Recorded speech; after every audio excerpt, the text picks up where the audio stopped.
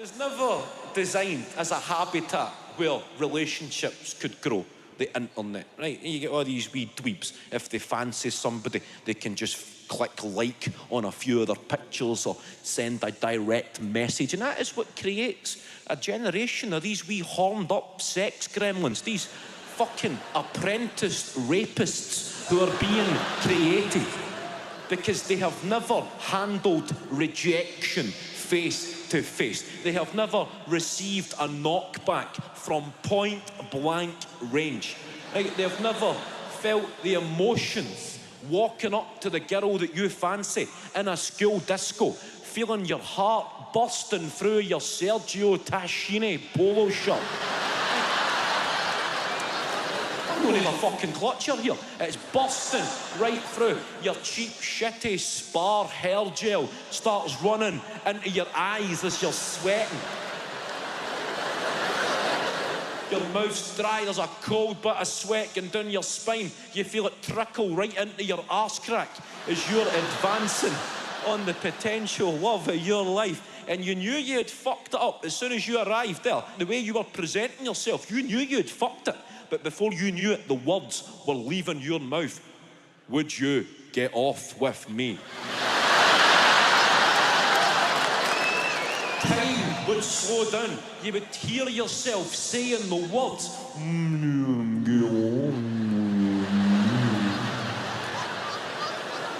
Hanging in there for the slight chance that she'll say yes, and it was always no.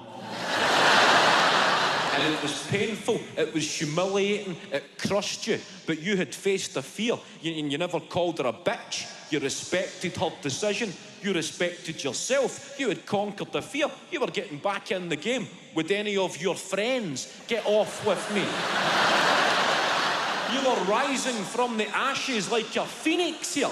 Listen, if you hear of anybody who wants to get off with me, just spread the word. Big Kev's in the corner, eating a Freddo, drinking a Capri Sun, looking for love.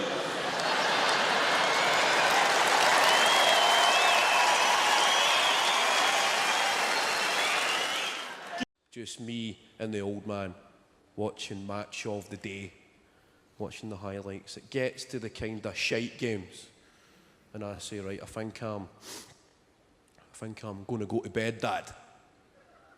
Good night.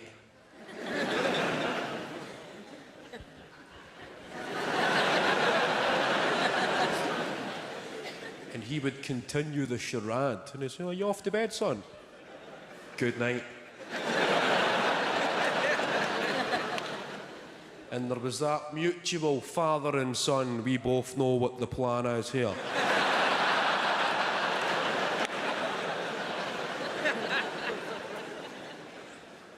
I would casually exit the living room nice and slowly, good night, hit the hallway and race up the stairs. Don't even consider looking in the fridge, eyes on the prize.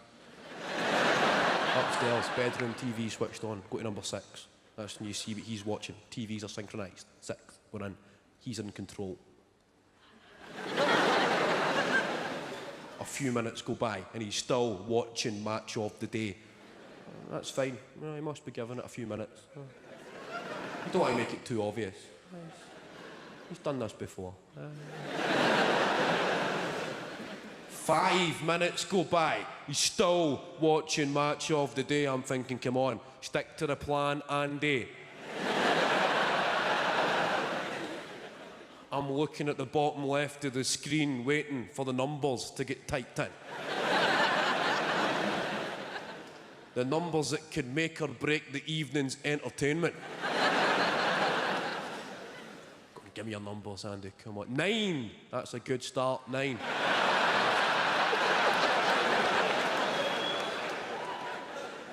Could not have hoped for a better start than a 9 there. 0, 5, the 10-minute free view.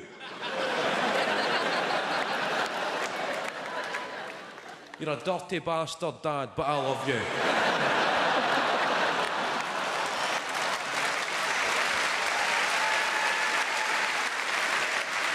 Give me a quint. don't really know if I can reminisce about much at 23 years old, but I like to reminisce about the 90s, the good old days. Back when it was just the PlayStation 2 and stuff like that. Remember when you get your first taste of independence, when word had spread in your school that somebody's mum and dad were going away for the weekend, and that the guy or girl were having a party. They never knew they were having a party. Perhaps having is the wrong choice of word. They were getting a party. I don't mean the kind of high school parties that you see in American movies. Hey, do you guys know Chad Hogan?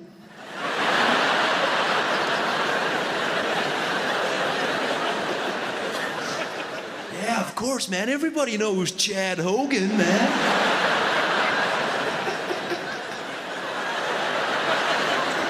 Chad Hogan's mom and dad are going away to Long Island for the weekend, man. There's a party at Chad Hogan's mom and dad's. Yeah, woo! Spring break, yeah! Chad Hogan's parties are awesome, man. Woo! Then it shows you Chad Hogan's party. Chad Hogan's booked a band for his living room.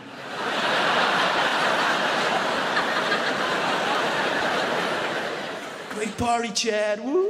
Yeah. Let's go get some dip and chip. Woo!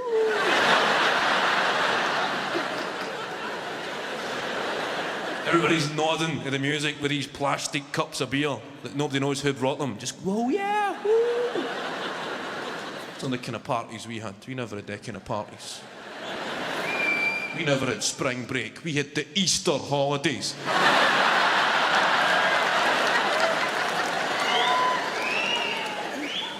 And I was growing up, it was called an empty. An empty.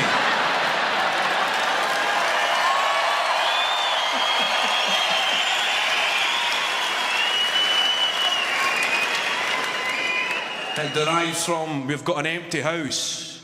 We've got an empty. The house is empty. It's an empty. Now, you never had spring break. Or Chad Hogan. Or bands at an empty. An empty was a far more tense affair.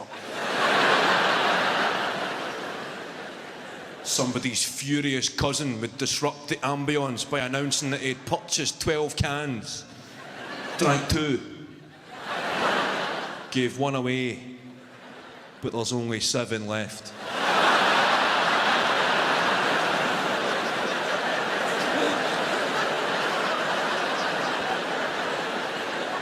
Turn that down. We've got a can fee. Fucking turn that down.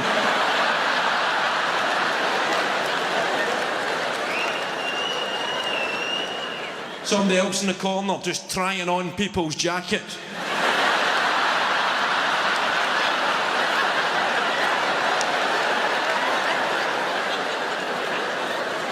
Do you think this one suits me?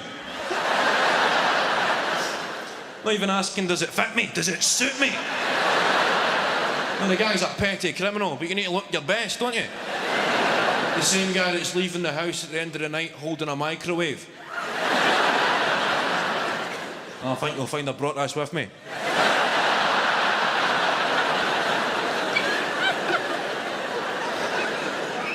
And I do not care for the accusation.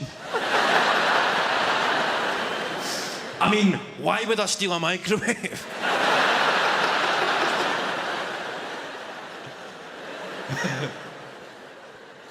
A 35-year-old guy that nobody knew in the corner, smoking dope and blowing into a Labrador's face.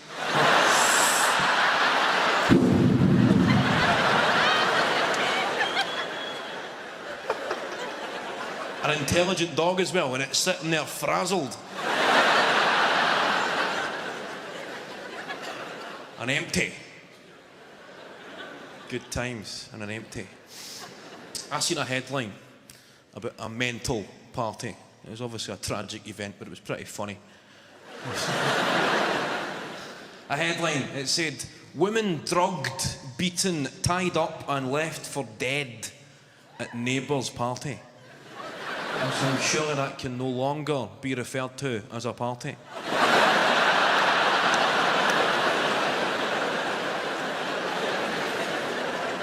have been in attendance at some pretty wild gaffes. But when a woman has been drugged, beaten, tied up, I better get a taxi.